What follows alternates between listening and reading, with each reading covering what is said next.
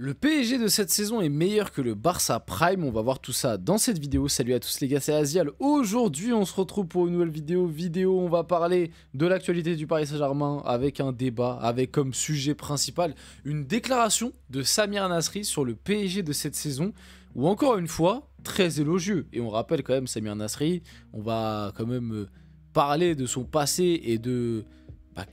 tout simplement quel club il supporte. On rappelle que c'est un pur produit marseillais, que c'est un supporter de Marseille, qui vient de Marseille, qu'il n'a jamais caché son amour pour l'OM, mais malgré tout, Samir Nasri, je trouve, reste l'un des consultants les plus lucides la plupart du temps, et notamment sur le PSG, même les années précédentes, où le PSG était peut-être à des moments bien plus critiqué que cette année, où cette année, globalement, il y a beaucoup d'éloges qui sont faits au PSG, notamment depuis le début d'année 2025. Mais même quand le PSG était plus critiqué, je trouvais que très souvent Samir Nasri était quelqu'un d'assez juste et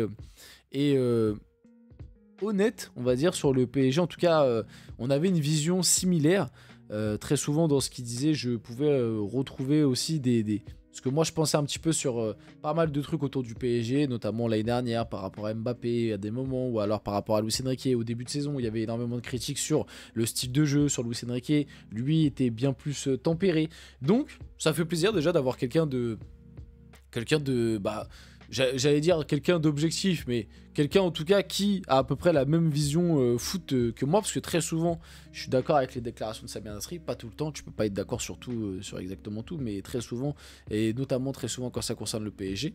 Donc déjà ça fait plaisir d'avoir ce style de consultant, et d'autant plus quand tu sais que le gars est Marseillais, et honnêtement ce qu'il fait c'est pas facile de savoir ranger à des moments ton côté supporter très attaché à un autre club qui est en plus le club rival. Bref, donc on va parler de tout ça dans cette vidéo. Est-ce que le PSG est meilleur que le Barça Prime? En tout cas pour Samir Nasri, oui. Donc on va en discuter. Bien évidemment, avant que la vidéo commence, n'hésitez pas à liker, commenter, partager, vous abonner. Ça fait toujours plaisir, ça aide pour le développement de la chaîne. Et nous, on va y aller dès maintenant. Comme d'habitude, bien évidemment, je remercie tous ceux qui le font. Vous êtes les boss. Alors, Samir Nasri sur ce PSG. J'ai joué contre le Barça de Luis Enrique, qui pouvait marquer n'importe quand avec Messi, Neymar et Suarez, et je trouve que collectivement, le PSG dégage une plus grosse puissance encore. C'est des mots très forts les gars. Là on parle d'un Barça. Alors j'avoue j'ai utilisé le terme Barça Prime. Je suis désolé. Vous allez peut-être que certains vont m'attraper. C'est peut-être pas le Barça Prime, mais pour moi c'est l'un des Barça Prime. Pour moi c'est dans la continuité en fait avec le Barça de Guardiola. Oui il y a le Barça de Guardiola où c'est extraordinaire, mais pour moi le Barça 2015, le Barça de la MSN, pour moi la MSN c'est quand même l'un des trios, voire peut-être le trio le plus mythique de l'histoire du foot. Donc pour moi ce Barça est un Barça goldé, c'est un Barça all-time, un Barça prime. C'est peut-être pas le plus fort Barça, mais c'est un Barça qui a laissé des souvenirs hyper marquants, qui va laisser des souvenirs hyper marquants dans l'histoire du foot, qui a gagné une Ligue des Champions, qui a gagné des championnats. Voilà, j'ai parlé du trio. Équipe mythique, coachée par Luis Enrique, des moments forts, la remontada, ça nous a fait mal à nous, mais bon, voilà, c'est une équipe qui a marqué l'histoire du foot. Donc pour moi, c'est un Barça prime limite, j'ai envie de dire aussi. Même s'il est peut-être un peu moins fort que celui de Guardiola, ça reste pour moi un Barça prime. Je suis désolé, quand ce Barça prend tout, c'est mythique. Honnêtement, c'est mythique. Et du coup, d'après Samir Nasri, enfin pour Samir Nasri plutôt, le PSG de cette saison dégage une plus grosse puissance encore, et notamment collectivement. Alors honnêtement, c'est super dur à juger. Bon déjà, on va être honnête, hein, en termes d'individualité, il y a un monde d'écart. Franchement, tu peux parler de quasiment tous les postes. Déjà, tu prends les trois de devant. Bon bah voilà. Les trois de devant, c'est juste des aliens par rapport à nos trois attaquants. Il y a un monde d'écart. Au milieu de terrain, pour moi, il y a aussi un monde d'écart. Hein. Iniesta, Busquets, et même Rakitic. En vrai, Rakitic, à cette époque, il était quand même très très chaud, mais c'était celui où peut-être il y avait un peu plus de débat. Et puis tu avais encore Xavi, qui était certes en fin de carrière, qui était plus dans un rôle de rotation, mais Xavi était quand même encore là. Il y a peut-être... non, même derrière, hein. Même derrière, j'allais dire, il y a peut-être derrière où il y a un peu plus match, mais même derrière, t'avais du Dani Alves, t'avais du Jordi Alba, qui était alors top. Piqué, Mascherano, ça reste quand même très très solide. Honnêtement, c'est une équipe de malade mental. Donc individuellement, il n'y a pas match avec ce PSG. Mais collectivement, C'est vrai que le PSG de cette saison dégage peut-être plus de force collective, notamment dans le côté équilibre, dans le côté aussi capable de jouer plusieurs styles de jeu et capable de s'adapter en fonction de comment se passe la rencontre, de comment est l'adversaire dans le match. Notamment, on l'a vu face à Arsenal où le PSG a évolué avec un peu moins de possession, avec un bloc un peu plus bas et a bien plus fait mal dans les transitions. On l'a aussi vu face à Aston Villa. Luis Enrique a mis vachement d'eau dans son vin par rapport à ça, mais moi, j'étais persuadé qu'en Ligue des Champions, il allait le faire. C'était en Ligue 1 où il avait ce côté très dogmatique, mais pour moi, c'est uniquement pour travailler parce qu'il sait que la Ligue 1, dans tous les cas, le PSG est supérieur au reste et que dans tous les cas, même en jouant l'ultra possession et à des moments, c'est pas ce qu'il faut faire, il sait que dans tous les cas, il sera champion quasi assuré. En tout cas, cette année, c'était le cas. Et cette année, le PSG a roulé sur la Ligue 1 comme ça. Mais j'avais, moi, la certitude que Luis Enrique il allait savoir s'adapter dans les matchs très importants de Ligue des Champions. Et on l'a vu face à Liverpool, face à Aston Villa, face à Arsenal. Il a su s'adapter à des moments. Et c'est peut-être ce que n'était pas capable de faire le Barça. Parce que finalement, le Barça, quand il la gagne en 2015... c'est parce qu'ils sont largement supérieurs au reste des équipes, on va pas se mentir. Cette année-là, le Barça met une tempête et met une drill à absolument toutes les autres équipes parce qu'en fait, ils sont trop forts, que ce soit individuellement et collectivement, mais c'est surtout en fait individuellement où t'avais déjà les 3 aliens de devant qui étaient comme des oufs, et puis voilà, en fait, t'avais tout qui tournait cette année-là, mais on l'a vu finalement 2016-2017, même si tu fais la remontada. On a vu que collectivement c'était bien moins rodé et que à des moments là où il fallait s'adapter, t'avais plus tendance à craquer, etc. Donc je peux comprendre peut-être le truc de Samir Nasri, de se dire que...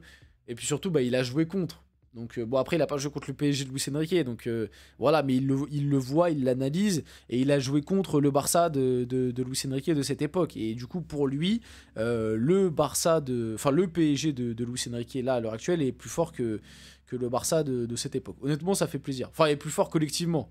Et il dégage du coup une plus grosse puissance. Il est plus solide. Et honnêtement, ça fait plaisir.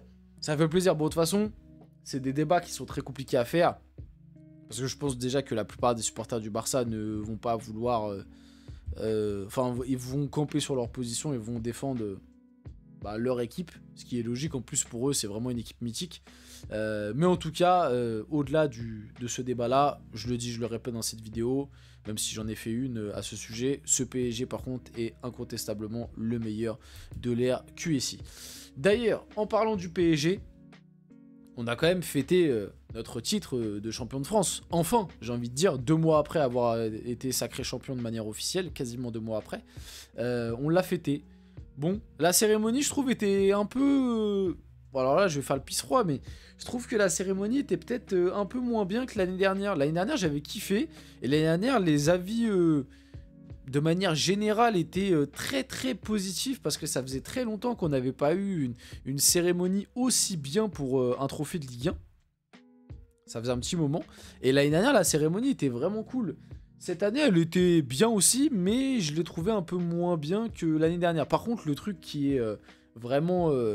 à noter, c'est que le trophée de Ligue 1, je le trouve vachement plus beau que l'ancien. J'avais déjà dit lorsqu'on avait vu les premières images et tout, j'en avais parlé dans une vidéo et j'avais dit que je le trouvais plus beau, mais j'attendais quand même de le voir, pour me reprononcer dessus, j'attendais quand même de le voir en vrai, porté par les joueurs, avec, avec les photos, etc. Et il n'y a rien à dire. Le nouveau trophée de Ligue 1 met une tempête à l'ancien. En tout cas, il est vachement plus beau. On le voit, voilà. Là, on le voit bien quand même comment le soulève Ousmane Dembélé. Je trouve qu'il est plus beau, ça fait plus classe quand même. Des Patek et des Rolex. Ousmane Dembélé a célébré le titre de champion de France, du coup c'était samedi, en arborant une montre de luxe à son poignet. Les Patek et les Rolex, il les a enfin eu, les gars. Eh, t'aurais pas dû les avoir maintenant, Ousmane, parce que la mission elle est pas finie, mon pote. T'as une finale de Ligue des Champions où tu dois mettre triplé, oublie pas. Non, je te le dis, si tu mets triplé en finale de Ligue des Champions, t'auras peut-être une Rolex en plus. Donc calme-toi, je te le dis. Il s'était lancé un pari avec des amis, atteindre un certain nombre de buts avec pour récompense des Patek et des Rolex. Objectif atteint. Franchement, c'est dommage, hein. C'est dommage que ses amis lui ont donné le cadeau maintenant. Ils auraient dû atteindre la finale de Ligue des Champions. Là, on va le perdre. À noter qu'il a fini meilleur buteur de Ligue 1. Égalité avec Greenwood quand même. Bon, c'est le Parisien qui prendra le trophée en ayant plus marqué dans le jeu, parce que Greenwood, il y a 7 pénaltys, si je ne me trompe pas, 7 ou 8 même, je crois. Bref, l'un des deux. Bon, moi, comme j'ai déjà expliqué, en vrai, je m'en fous un peu, moi, que Dembélé il finisse meilleur buteur ou pas. Hein. Tant que le PSG gagne et que le PSG gagne la Ligue des Champions, moi, c'est le principal. Le seul truc qui est positif dans ça, c'est que pour le Ballon d'Or, ça jouera. Donc c'est tant mieux pour lui par rapport à ça. Et aussi par rapport à la confiance, justement, pour la finale de Ligue des Champions. Mais sinon, moi, en tant que tel... ça m'importe peu que Dembélé ait fini meilleur buteur de Ligue 1, honnêtement. On finit la vidéo là-dessus. J'espère que cette vidéo vous a plu. Si c'est le cas, n'hésitez pas à liker, commenter, partager, vous abonner. Les gars, c'était Azial. On se retrouve très rapidement pour une prochaine vidéo.